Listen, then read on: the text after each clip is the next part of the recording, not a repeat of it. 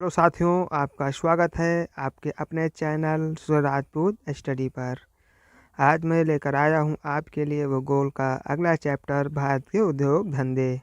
इसमें हम देखेंगे कृषि आधारित उद्योग, खनिज आधारित उद्योग, खनिज प्लस तकनीक आधारित उद्योग, वन आधारित उद्योग। और कृषि आधारित उद्योगों में से सूती वस्त्र उद्योग है, चीनी उद्योग है। ऐसे ही खनिज आधारित उद्योगों में लोहा इस्पात उद्योग, सीमेंट उद्योग, एल्युमिनियम उद्योग। और खनिज प्लस तकनीक आधारित उद्योग, वायुयान निर्माण उद्योग, जलयान निर्माण उद्योग, रेल निर्माण उद्योग। और वन आधारित उद्योग में रेशम उद्योग, कागज उद्योग को समझेंगे। इसमें हम थ्योरी के साथ साथ प्रीवियस ईयर क्वेश्चन भी देखेंगे। तो बढ़ते हैं अपने पहले पॉइंट की ओर। तो पहले समझते हैं भारत के उद्योग। उद्योग का संबंध उन आर्थिक गतिविधियों से है जो कच्चे माल को पक्के माल के रूप में अथवा विक्रय योग्य अवस्था में लाती हैं। ऐसे गन्ने से चीनी को बनाना। कहने का अर्थ है कि उद्योग का मतलब इससे होता है कि उस आर्थिक गतिविधियों से होता है जो कच्चा माल होता है उसको हम बेचने योग्य या विक्रय करने योग्य या किसी रूप में धारण करने योग्य बना देते हैं और उसको विक्रय करते हैं। इसी स्थिति को हम उद्योग कहते हैं। जैसे हमने गन्ना खेत से लाए, कच्चा माल हो गया और उससे हमने चीनी बना दी, या हम जूट खेत से लाए, उसका कपड़ा बना दिया। इसी तरह से, और जैसे हमने गेहूं का खेत से लाए, उसका आटा बना दिया। ऐसे ही जो होते हैं इसी को उद्योग कहते हैं। अब उद्योगों का वर्गीकरण को देखते हैं। पहला आएगा कृषि आधारित वर्गीकरण। कृषि आधारित उद्योग जिसमें होगा सूती वस्त्र उद्योग, चीनी उद्योग। दूसरा होगा खनिज आधारित उद्योग जिसमें होगा लोहा इस्पात उद्योग, सीमेंट उद्योग, एल्युमिनियम उद्योग। तीसरा होगा खनिज प्लस तकनीक आधारित उद्योग, वायुयान उद्योग प्लस जलयान निर्माण उद्योग या रेलवे निर्माण उद्योग। वन आधारित उद्योग, रेशम उद्योग, कागज उद्योग। आगे बढ़ते हैं अपने अगले पॉइंट पर। तो देखते हैं भारत में औद्योगिक नीति कैसे कैसे कब कब लागू हुई। तो नीति को समझते हैं पहली बार कब क्या हुआ। स्वतंत्रता के बाद भारत की पहली औद्योगिक नीति 1948 में आई। कब आई? 1948 में पहले औद्योगिक नीति आई थी। जब भारत स्वतंत्र हुआ था तो पहले उद्योग नीति 1948 में आई थी। और दूसरी देखते हैं, भारत की दूसरी उद्योग नीति 1956।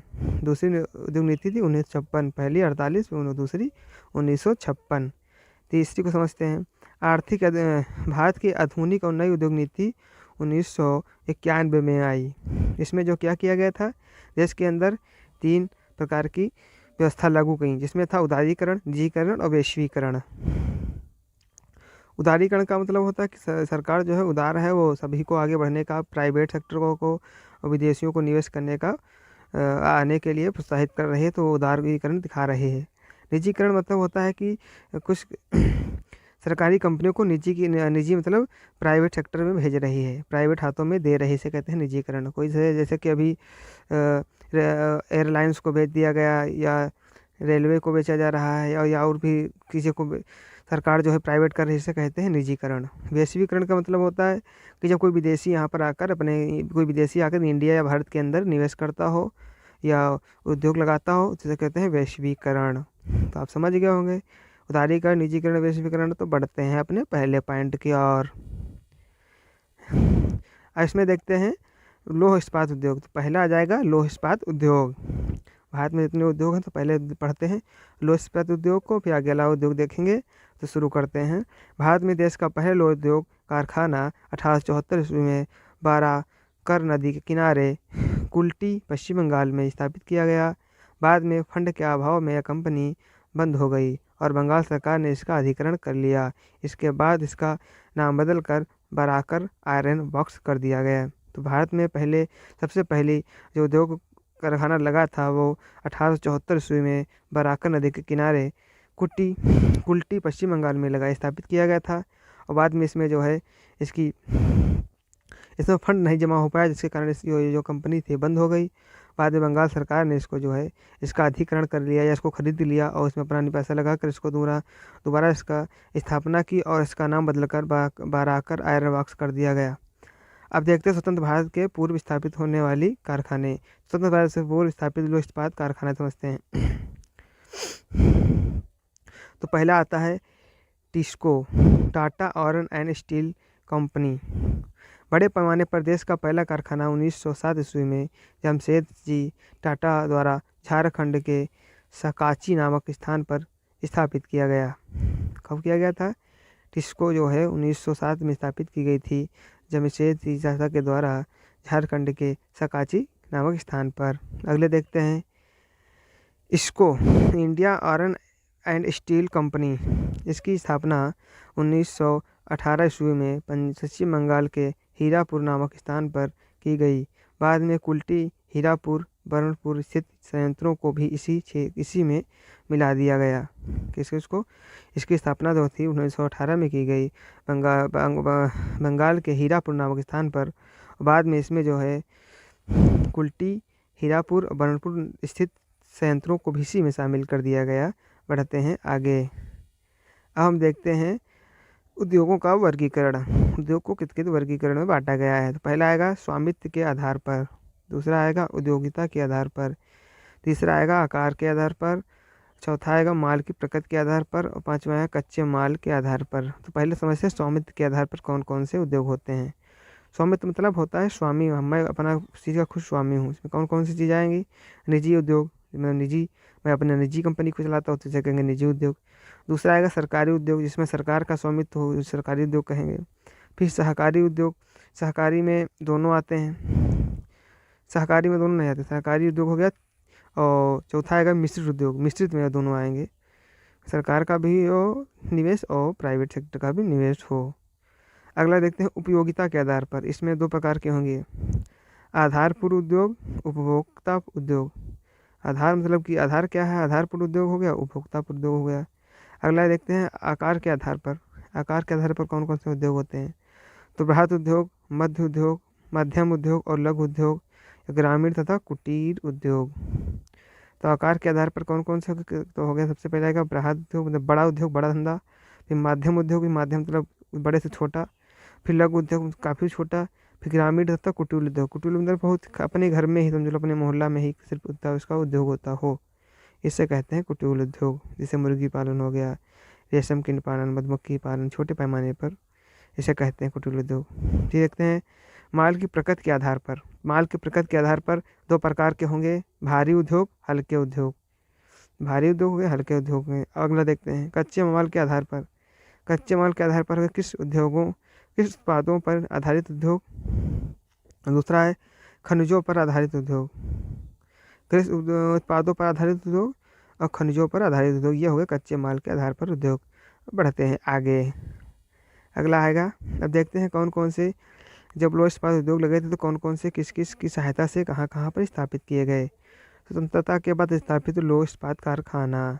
तो उस पहले देखते हैं तो दूसरी पंचवर्षीय योजना के तहत भिलाई लौह इस्पात उद्योग, दुर्गापुर लौह इस्पात उद्योग और राउरकेला लौह इस्पात उद्योग।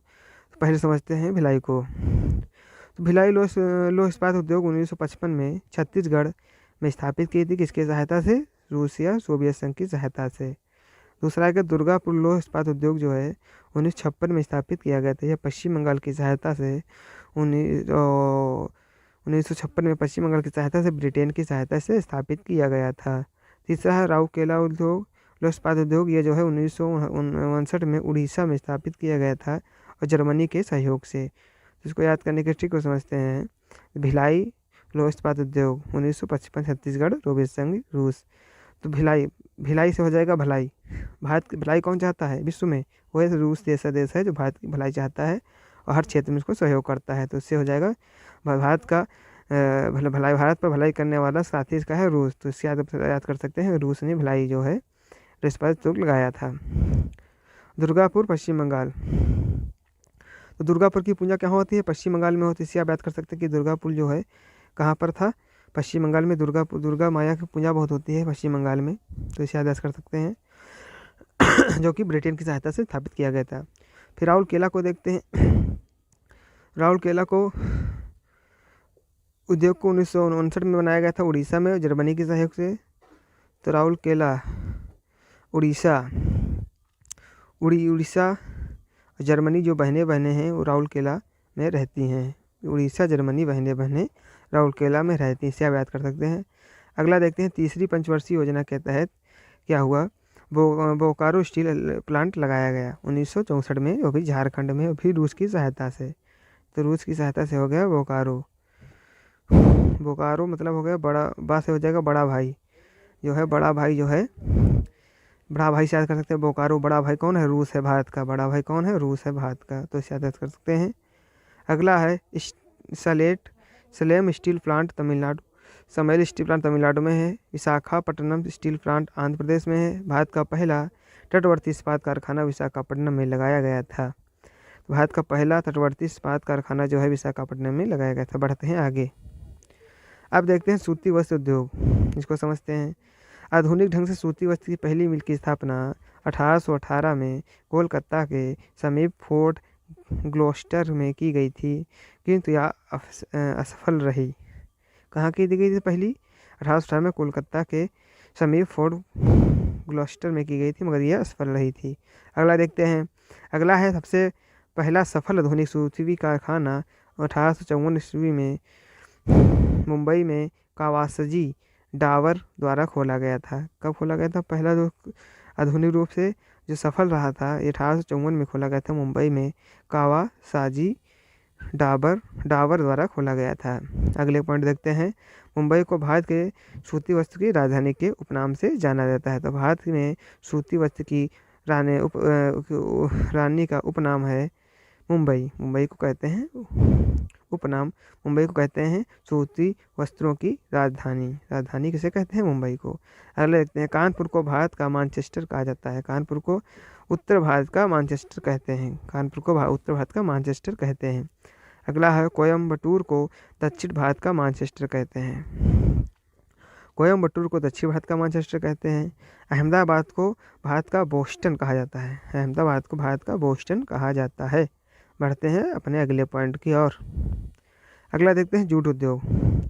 सोने का रेशा के नाम से मशहूर जूट के रेशों से सामानों का निर्माण करने में भारत विश्व में प्रथम स्थान प्राप्त करता है। तो जूट से बनी वस्तुओं में भारत जो है प्रथम स्थान प्राप्त करता है। इसका पहला कारखाना कोलकाता के समीप रिसरा नामक स्थान पर 1855 में लगाया गया था। रिसरा नामक स्थान पर 1855 में लगाया गया था। कहाँ? रिसरा नामक स्थान पर कोलकाता के समीप लगाया गया था। इसको आगे अगला पॉइंट देखते हैं।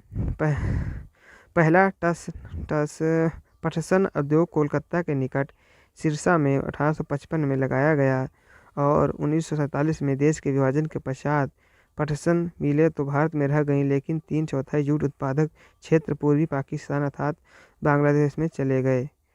अंतर्राष्ट्रीय जूट संगठन का मुख्यालय ढाका में है। बढ़ते हैं आगे। एल्युमिनियम उद्योग को समझते हैं। भारत में एल्युमिनियम का पहला कारखाना 1937 में पश्चिम बंगाल के निकट जेके नगर में स्थापित किया गया था। तो एल्युमिनियम का पहला उद्योग कहाँ स्थापित किया गया था? 1937 में पश्चिम बंगाल के जेके नगर के में स्थापित किया गया था। अब 6 कंपनियों को देखते हैं। तो पहले एल्युमिनियम कंपनी है ब्लाको कोरवा एमपी में स्थापित की गई एवं कोयना ये मध्य स्थापित कोयना जो है कोयना में स्थापित की गई, किसकी सहायता से? सोवियत संघ की सहायता से स्थापित की गई थी। अगला है हिंदाल्को रेडुकेटू यूपी में स्थापित की गई थी यूएसए की सहायता से। अगला है नालाको, ये दामन जोड़ी उड़ीसा में स्थापित की गई थी फ्रांस की सहायता से। बढ़ते हैं अपने अगले पॉइंट की ओर। इसका फुल फॉर्म देखते हैं। तो भारत एल्युमिनियम कंपनी लिमिटेड, इसको कहते हैं बलाको, नेशनल एल्युमिनियम कंपनी लिमिटेड नलाको और हिंदुस्तान एल्युमिनियम कारपोरेशन, इसे कहते हैं हिंदाल्को। आगे बढ़ते हैं अपने अगले पॉइंट की ओर। अब देखते हैं वायु निर्माण उद्योग कहाँ कहाँ स्थापित हैं। तो देश में वायु निर्माण उद्योग का प्रथम कारखाना 1940 में बेंगलुरु में हिंदुस्तान एयर क्राफ्ट कंपनी के नाम से स्थापित किया गया। इस समय इसे हिंदुस्तान एरोनॉटिक्स लिमिटेड HAL के नाम से जाना जाता है। तो आयन का पहला जो था 1940 में बेंगलुरु में स्थापित किया गया था। अगला देखते हैं अब जलयान के बारे में समझते हैं। जलयान निर्माण उद्योग का पहला कारखाना 1941 में सिंधिया स्टील नेविगेशन कंपनी द्वारा विशाखापट्टनम में स्थापित किया गया था। बाद में भारत सरकार द्वारा इसका अधिग्रहण करके हिंदुस्तान शिपयार्ड विशाखापट्टनम नाम दे दिया गया था। इससे हम समझते हैं कि रेल उत्पादक उद्योग रेल के कौन कौन से पार्ट कहाँ कहाँ पर बनते हैं। तो पहिया और एक्सेल जो है वो बेंगलोर में बनता है। विद्युत इंजन जो है चित्तरंजन में बनता है। और एंटीग्राम कोच जो है चेन्नई के पेयम्बूर में बनता है। और डीजल इंजन जो है वाराणसी में बनता है। रेल कोच जो है कपूरथला में बनता है। आधुनिक कोच फैक्ट्री रायबरेली में है। तो आप समझ गए होंगे। अगला आगे बढ़ते हैं। अगला देखते हैं चीनी उद्योग। भारत में आधुनिक चीनी उद्योग की शुरुआत 1930 ईस्वी में बिहार में पहली चीनी मिल की स्थापना के साथ हुई थी। तो भारत में जो आधुनिक चीनी मिल की शुरुआत है 1903 ईस्वी में वो बिहार में पहली बार चीनी मिल की स्थापना के साथ हुई। अगला देखते हैं सीमेंट उद्योग। भारत में आधुनिक ढंग से सीमेंट बनाने का पहला कारखाना 1904 ईस्वी में मद्रास में लगाया गया था, जो असफल रहा था। पहला कारखाना 1904 में लगाया था मद्रास में, जो असफल रहा था। अगला देखते हैं मद्रास के कारखाने के बाद 1912 से 13 की अवधि में इंडियन सीमेंट कंपनी लिमिटेड द्वारा गुजरात के पोरबंदर नामक स्थान पर कारखाने की स्थापना की गई, जिसमें 1940 से उत्पादन प्रारंभ हुआ। तो जो अगला देखते हैं रासायनिक उपकरण उद्योग। भारत में उर्वरक का पहला कारखाना 1906 ईस्वी में तमिलनाडु के रानीपेट नामक स्थान पर स्थापित किया गया था। यहाँ पर रानीपेट नामक स्थान पर स्थापित किया गया था। भारत में प्रति हेक्टेयर उपकरण खपत में पंजाब प्रथम स्थान पर है। भारत में प्रति हेक्टेयर उपकरण खपत में पंजाब प्रथम स्थान पर है। अब देखते हैं अगला पॉइंट। अगला है चमड़ा उद्योग। भारत में चमड़ा उद्योग के मुख्य केंद्र कानपुर, आगरा, मुंबई, कोलकाता, पटना, बेंगलुरु हैं। कानपुर चमड़ा उद्योग का सबसे बड़ा केंद्र है। यहाँ जूते बनाने के लिए प्रसिद्ध है। तो कानपुर में सबसे ज़्यादा चमड़ा होता है। अगला देखते हैं रेशम उद्योग। तो भारत चीन के बाद प्राकृतिक रेशम का दूसरा सबसे बड़ा उत्पादक है। भारत और चीन के बाद चीन सबसे पहला है उत्पादक और दूसरा भारत है। और प्राकृतिक रेशे की सभी 4 किस्मों का उत्पादन करने वाला एकमात्र देश है। और जो प्राकृतिक रूप से 4 किस्में हैं उनका उत्पादन जो है भारत ही करता है। अगला है सातूती, एड़ी, तसर एवं मूंगा, सभी 4 किस्मों की रेशम का उत्पादन होता है। कर्नाटक देश का 41% से अधिक कच्चा रेशा उत्पादन करता है। तो कर्नाटक है वो जो कच्चा रेशा है सबसे ज़्यादा कर्नाटक पैदा करता है, वो भी 41%। बढ़ते हैं आगे। अगला क्वेश्चन देख लेते हैं। हमारी थ्योरी खत्म हो गई है, क्वेश्चन को समझते हैं। तो आधुनिक लोह इस्पात उद्योग का वास्तविक प्रारंभ किस स्थान पर स्थापित कारखाने के साथ हुआ? तो कहाँ हुआ था? जमशेदपुर में हुआ था। अगला देखते हैं तट आधारित इस्पात संयंत्र कहाँ स्थापित है? तो यह है विशाखापट्टनम में। अगला देखते हैं दुर्गापुर लोह इस्पात संयंत्र किस देश के सहयोग से स्थापित किया गया? दुर्गापुर लोह इस्पात उद्योग दुर्गापुर जो लोह है दुर्गापुर किसके साथ हुआ था? ब्रिटेन। अगला बढ़ते हैं अगले क्वेश्चन पर। अगला है राउरकेला इस्पात संयंत्र की स्थापना हुई थी, किसकी सहायता से हुई थी? राउरकेला जर्मनी की सहायता से। जर्मनी की सहायता से। अगला है भिलाई संयंत्र किसकी मदद से स्थापित किया गया? तो भिलाई कौन चाहता है इंडिया की? वो है रूस। अगला देखते हैं भारत में प्रथम कपास मिल की स्थापना किस वर्ष में हुई, किस शहर में हुई थी? तो प्रथम जो कपास मिल की जो स्थापना हुई थी, इसका आंसर आप लोगों को बताना है कमेंट बॉक्स में। बढ़ते हैं आगे। अगला क्वेश्चन है झारखंड में Tata iron and steel company की स्थापना कब हुई थी? झारखंड में टाटा आयरन कंपनी की स्थापना जो हुई थी, टेस्को की स्थापना हुई थी। इसका आंसर भी आपको कमेंट बॉक्स में बताना है। अगला देखते हैं पूर्व का वेस्टर्न किसे कहते हैं? सूती वस्त्रों की राजधानी किसे कहते हैं? उत्तर भारत का मैनचेस्टर, दक्षिण भारत का मैनचेस्टर किसे कहते हैं? तो समझते हैं। तो सूती वस्त्रों की राजधानी कहते हैं मुंबई को। उत्तर भारत का मैनचेस्टर कहते हैं कानपुर को। दक्षिण भारत का मैनचेस्टर कहते हैं कोयम्बटूर को। और पूर्व का बोस्टन अहमदाबाद को कहते हैं। सभी मिल गए, आप देख सकते हैं। अगर आपको वीडियो अच्छा लगता है तो चैनल को सब्सक्राइब कर सकते हैं, लाइक कर सकते हैं, कमेंट कर सकते हैं। तो मिलते हैं एक नेक्स्ट वीडियो में अच्छी वीडियो के साथ। तब तक के लिए धन्यवाद।